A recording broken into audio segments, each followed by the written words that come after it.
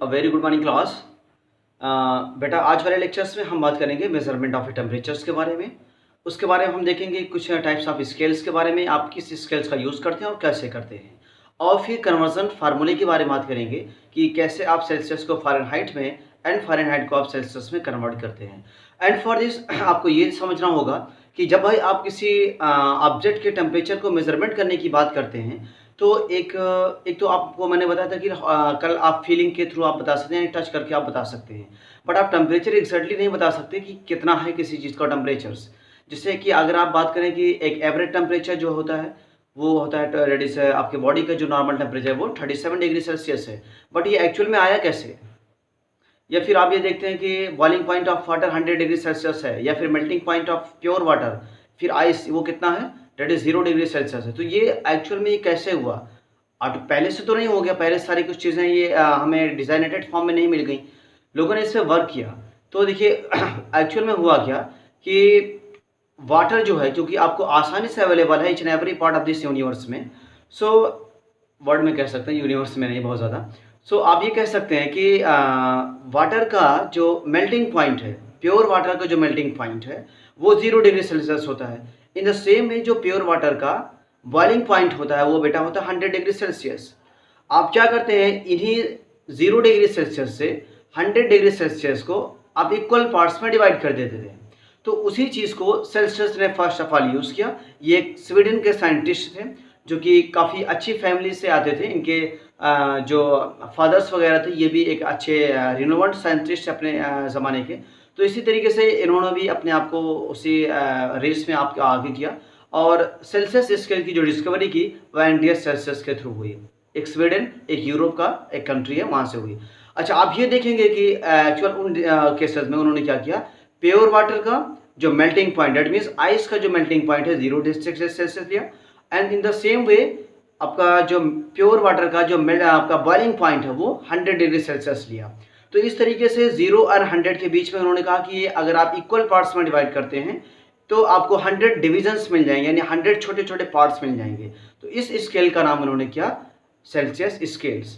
आज जो आप यूज़ करते हैं, ठीक है, ये वही स्केल है जो एंड्रियस सेल्सियस ने डेवलप की थी। थोड़ा सा आप चेंजेस उसमें मॉडिफिकेशन हो गए हैं, थोड़ा सा उसमें चेंजेस हो गए हैं टेक्नोलॉजी बढ़ने के साथ साथ। इन द सेम में आप एक और स्केल्स के बारे में पढ़ेंगे, फ़ारेनहाइट स्केल्स के बारे में। यहाँ पर भी आप वाटर के मेल्टिंग एंड बॉइलिंग पॉइंट का यूज़ किया गया है।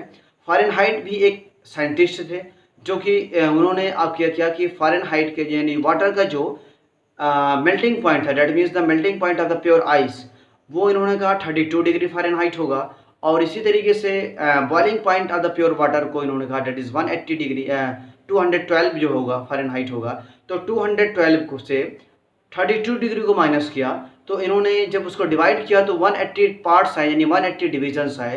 तो इस स्केल का नाम इन्होंने कर दिया फ़ारेनहाइट स्केल्स, क्योंकि उन्हीं के ऑनर्स में उन्होंने इसको डिस्कवरी की थी, इन्वेंट किया था, डेट्स वाई उन्हीं के ऑनर्स में इस स्केल का नाम फ़ारेनहाइट स्केल हो गया।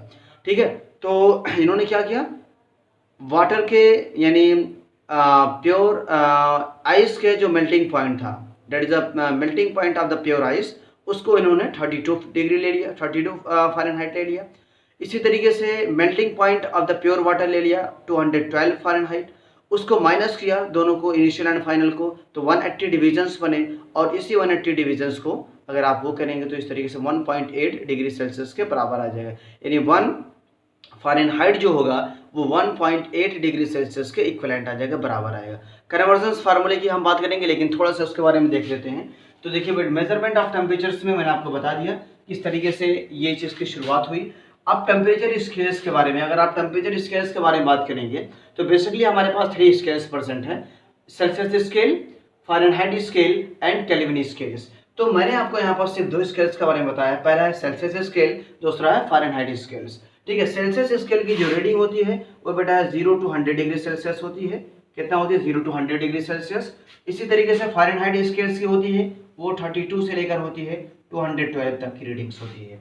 यानी अगर आप बात करें, ये सपोज करिए मेरे पास स्केल है, तो ये सेल्सियस स्केल में यहाँ पर हो जाएगा 0 और यहाँ पर हो जाएगा 100 डिग्री सेल्सियस। ये क्या होता है, मेल्टिंग पॉइंट बेटा ऑफ आइस होता है, that is the melting point of ice, और ये होता है बॉइलिंग पॉइंट ऑफ वाटर जो होता है जिसमें बॉयल होता है। इसी तरीके से आप इस चीज़ को डिनोट करते हैं एक कैपिटल सी से, आप ऊपर एक डिग्री का सोर्स, तो आप इसे पढ़ते हैं क्या, डिग्री सेल्सियस। क्या पढ़ते हैं, डिग्री सेल्सियस। फ़ारेनहाइट स्केल में आप एफ लिखते हैं और ऊपर डिग्री लगा देते हैं, तो आप क्या पढ़ते हैं, फ़ारेनहाइट। तो रीड इज फ़ारेनहाइट। तो याद रखिएगा फ़ारेनहाइट, ये इसकी रीडिंग जो स्केल की होती है वो 32 से लेकर 212 तक होती है। इसमें 180 डिविजन्स होते हैं, छोटे छोटे स्मॉल पार्ट्स होते हैं। अगर आप 212 को 32 से माइनस करोगे तो आपका 180 पार्ट्स यानी डिविजन्स आ जाएंगे छोटे छोटे। इसको आप एफ लिखने के बाद आप डिग्री का आप सिंबल्स लगा देंगे तो फ़ारेनहाइट पढ़ा जाएगा। ठीक, यहाँ पर आप सी लगा के इसका सिंबल्स यूज करेंगे तो डिग्री सेल्सियस पढ़ा जाएगा। इसमें 0 to 180 दैट इज 100 डिविजन्स होते हैं, आप देख ही सकते हैं। तो ये आपके तरीके हैं। आप इसी तरीके से फ़ारेनहाइट में अगर आप कर देंगे, ज़रा समझिएगा तो फ़ारेनहाइट वाली स्केल अगर देख लो तो यहाँ पर बेटा ये आ जाएगा 32 आ जाएगा और यहाँ पर आ जाएगा आपको कितना 212 आ जाएगा। तो ये आप समझिएगा इस तरह। अच्छा, लास्ट एक बचती है मेरे पास केल्विन स्केल्स। तो केल्विन स्केल को आपको यहाँ पर बताया नहीं गया है, इस आप नेक्स्ट क्लासेस में पढ़ेंगे, आई थिंक 8 क्लासेस में या 9th में। लेकिन आप समझ लीजिए केल्विन स्केल्स के बारे में क्या होगा। केल्विन में आप के से आप रिप्रेजेंट करते हैं, एक साइंटिस्ट का नाम था केल्विन। क्या नाम था, केल्विन। इसको आप जो है आप कैपिटल के से डिनोट करेंगे। इसके ऊपर कोई ये डिग्री का सिंबल्स नहीं लगता है, याद रखिएगा। इसको आप सिर्फ के से रिप्रेजेंट करेंगे बस, के फॉर द केल्विन। कोई भी आप ऊपर या नीचे सिंबल्स यूज नहीं करेंगे।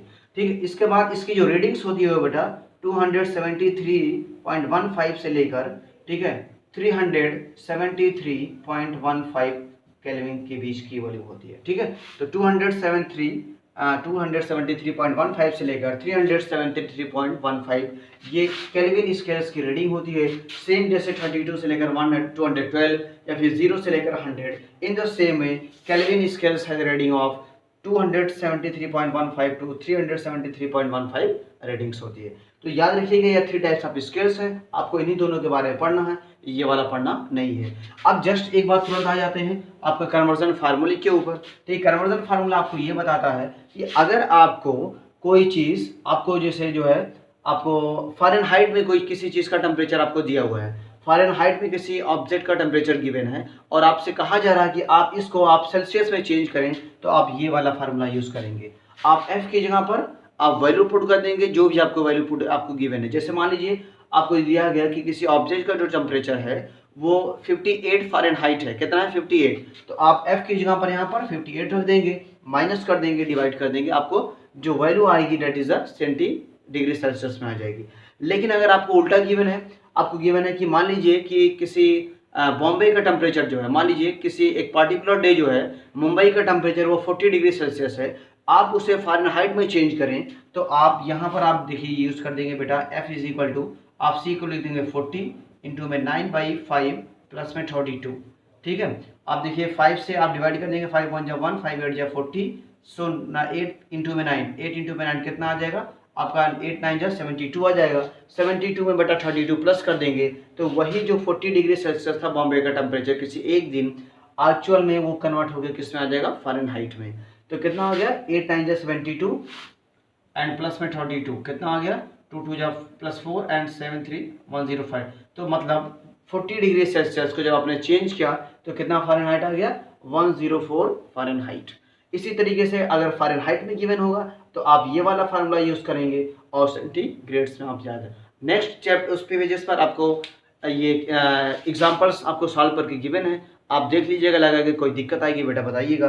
फिर मिलते हैं नेक्स्ट लेक्चर्स में, तब तक इन्हें thank you and have a nice day.